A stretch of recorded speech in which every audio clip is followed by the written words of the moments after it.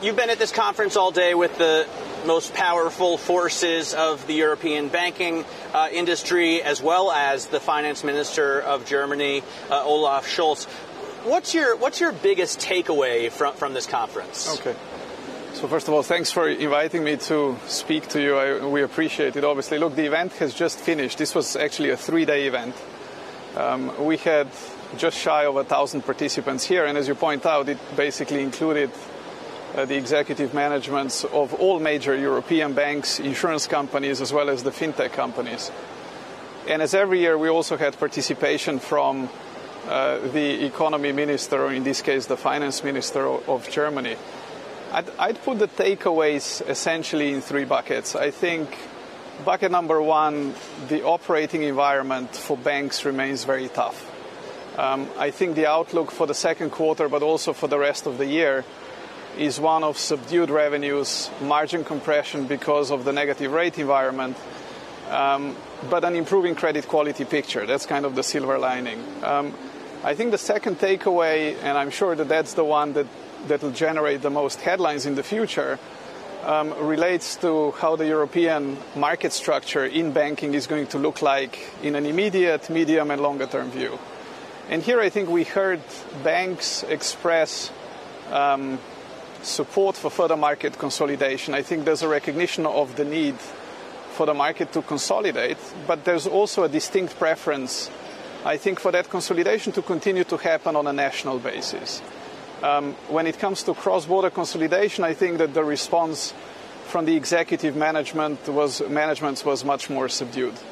And I think the third takeaway falls into the policy area, right? So for us, if you're an investor in European banks or European financials, what really matters is that you complete the new financial architecture. And that means completing the bank union. The bank union is complete where all 3 pillars are done. So we currently have a functioning common supervision. We have a functioning common resolution. As I'm sure you picked up from the minister's speech, there's a good chance that will get strengthened further in the very immediate term. But when it comes to the deposit guarantee, that's further out. And if you want to believe that there will be large cross-border mergers in the Eurozone, you ultimately need to create a revenue incentive for banks to do so. And the way you create the revenue incentive is that you allow a bank to source deposits where they're cheap, here in Frankfurt, and lend them out when asset rates are more attractive, i.e. in Madrid or in Milan. And for that to happen, you need a complete bank union, and we don't have that. Well, and that's going to take, I think, longer than expected. Right. We all understand that. On the subject of national consolidation, right. Bloomberg News reporter Stephen Ahrens broke the story that Deutsche Bank Chairman Paul Achleitner has been talking to shareholders over the last few months and to government officials about the possibility sometime in the future of a merger with Commerzbank, the building standing there right behind you. Clearly not going to happen now. Deutsche Bank shares have been battered, and it would require some headcount reduction that wouldn't be palpable, appetizing for Germany. But in the future, does that kind of merger make sense to you? Does Germany need to have a big, strong bank, national champion? First of all, you've mentioned that we're standing next to the Commerzbank building, and it's a really cool building. Huh? Yes, it is.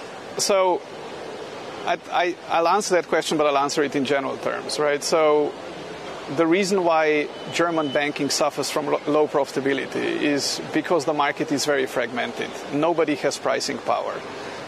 The way to address that issue is not solely by consolidating the banks that are private and listed, but also to address the issue of competition from the public sector institutions.